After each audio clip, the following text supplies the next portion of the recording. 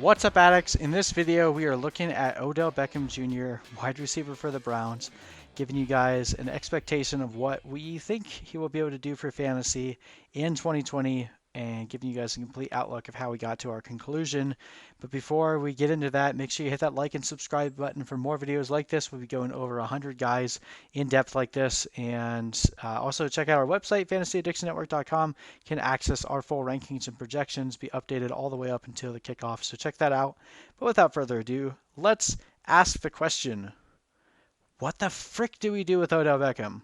Last year, coming in, getting traded in the offseason from the New York Giants to the Browns, everyone was counting on the Browns making the playoffs for the first time in Lord knows how long.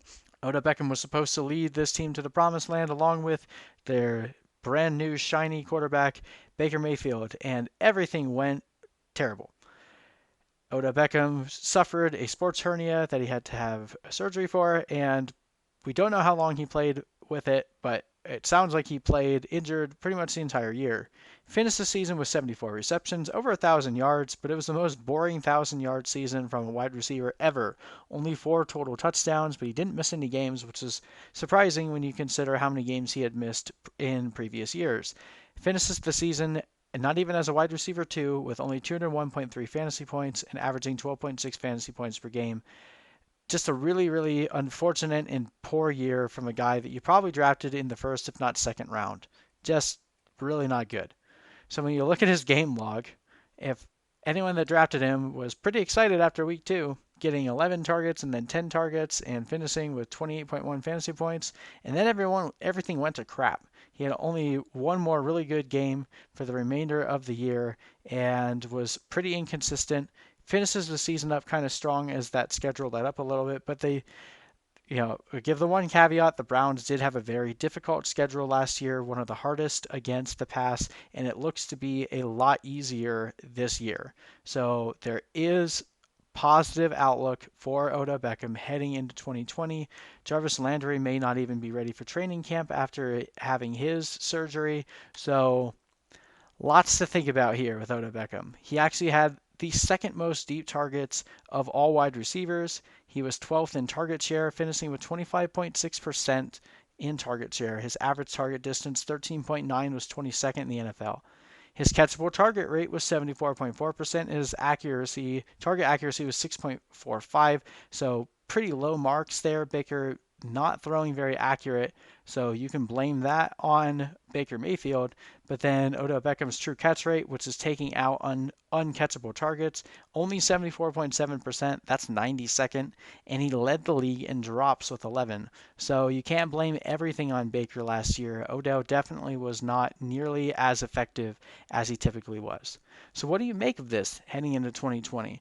We've seen Jarvis Landry now finish very consistently as a low-end wide receiver 1, high-end wide receiver 2 for 5 years straight. We know that with Stefanski coming in, they're going to want to run the ball a bit more, which should open things up deep down the field for Odell Beckham. But this is going to be a team that likely throws the ball less. You add Austin Hooper into the mix. Kind of just got to throw your hands up and trust the talent at this point. He's coming at a discount, which is good. I've seen him go in late 3rd, early 4th round in a lot of drafts. And if he's going that far down, it's worth the risk because if he hits the ceiling, that is a massive game changer for a guy that you're not having to spend a 1st or 2nd round pick on. But he's also burned a lot of people, and a lot of people won't be able to forgive him for it. There's a lot of other receivers in that same tier going around the same draft spot that I'd probably rather have. So I kind of understand. When you look into what we have projected for him, we have him going up in receptions, 80 receptions, 1,134 receiving yards, and 7 total touchdowns. So that would put him at 235 fantasy points. But he definitely carries a lot more upside. If Jarvis Landry is for some reason not healthy, not able to go, or this team has to flip the script on what they're wanting to do and have to pass the ball more, we could see a more efficient Baker Mayfield with a better offensive line and with a little bit more time to actually gain some rapport with Odell Beckham, and hopefully Odell Beckham not dealing with the sports hernia. He offers you tremendous upside in that third round. I think he's a little bit past his prime of having the league winning upside. This just doesn't project to be a team that throws the ball nearly as much as they did in New York. And there's a lot of target competition there. But overall, I see a world where he finishes as a wide receiver one. And when you can get a guy in the third or fourth round that has that as his range of outcomes, it definitely is something to consider.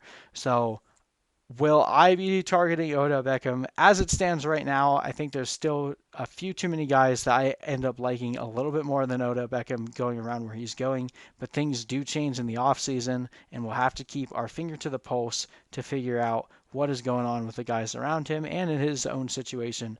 But I definitely don't fault you for using your third round pick on him. I wouldn't go any higher than that, but if you can get him in the third, it's worth the risk.